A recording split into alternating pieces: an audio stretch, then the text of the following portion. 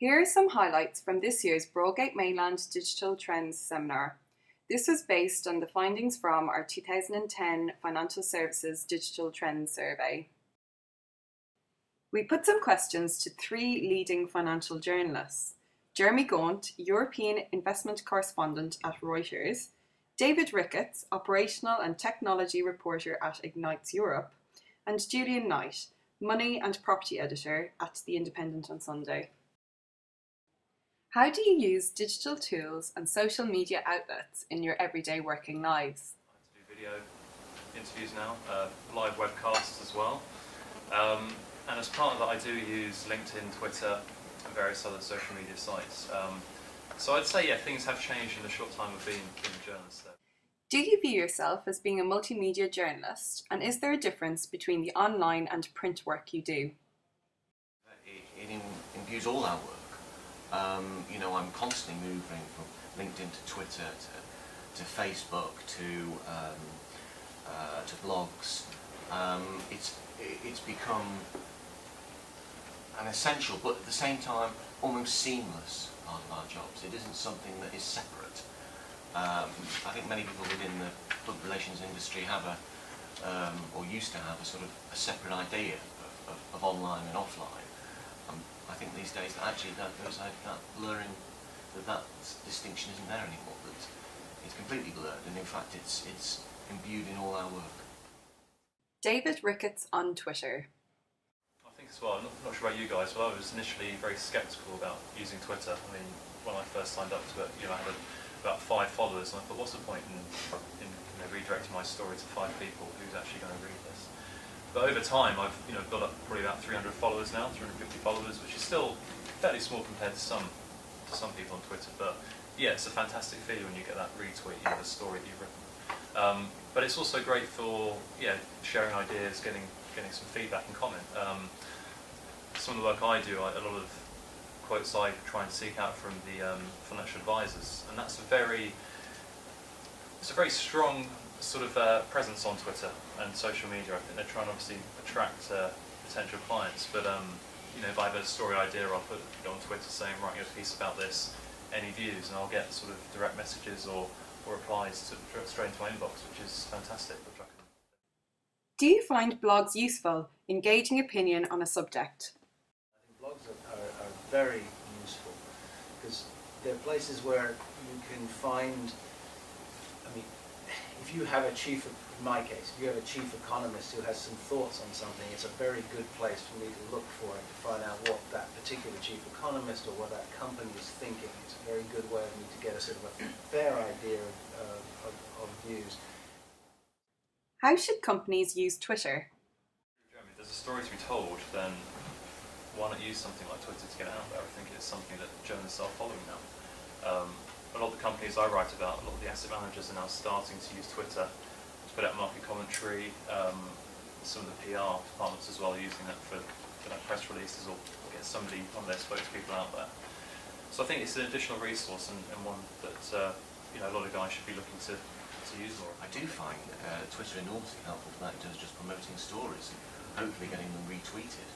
I don't know about you, I still feel as if it's quite nice recognition to actually get your story retweeted on Twitter. So anyone wants to retweet any of my very dull personal finance stories, please feel free. And it's. How has your relationship with your readers changed in the digital age? With modern electronic communication, the reader has a direct line into you and has therefore a means by which to influence your thoughts, often post-story. But that's something really to bear in mind. And often obviously you get your fair share of nutters, but also you do get a decent set of a really worthwhile, intelligent comment from people who have sometimes genuine expertise in the areas as well. So that can make a real difference. Which organisations use Twitter in the most effective manner? I've been to the OECD recently in Paris.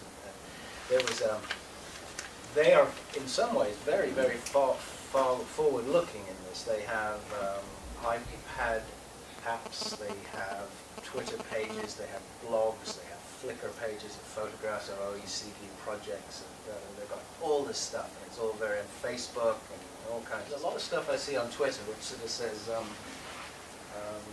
Company X announces it's achieved an award for excellence or something, which is just like just PR stuff. It's grabbing attention, isn't Not, it? yeah, but if you put out something that says, you know, Company X sees great move ahead for UK economy, or problem ahead for world, or, you know, something which is a newsy, you know, that will catch the attention. Do you use Twitter or other social media sites to appeal for expert opinion and relevant information? I always send out an alert, for example, in a week. I'm not that afraid of people sort of potentially knowing, you know, some of the content that we're going to bring out there. And I'll send out an alert saying, we're looking potentially at these topics. I made half a dozen. And that's always good to follow people like myself, see what we're doing, and actively use it in order, because I do want communication from you. I don't really want a call saying, have you got our press release? What I do want, though, is, oh, I've seen you're potentially working on this, or I've heard you're working on that. It's something we have here. And it may be good, it may be bad, but that's really proactive.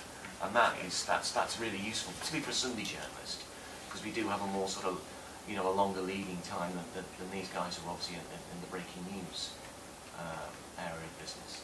So all I'd say to you is be proactive, follow us, boost my followers, and see about, you know, potentially turning what we're saying into positive situations for both of us. How do you get a case study? 4 blogs, a few emails, and there we go, 2 or 3 pretty strong case studies later.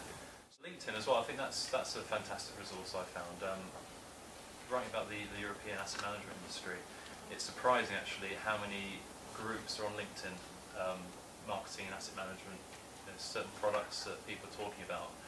It's great to go on there, put some ideas up there, and actually see, you know, who I can contact potentially for stories as well. So I think LinkedIn is actually one of the main sites that I use for stories. If you'd like to access the results of the 2010 Financial Services Digital Trends Survey, please visit our website at www.broadgatemainland.com.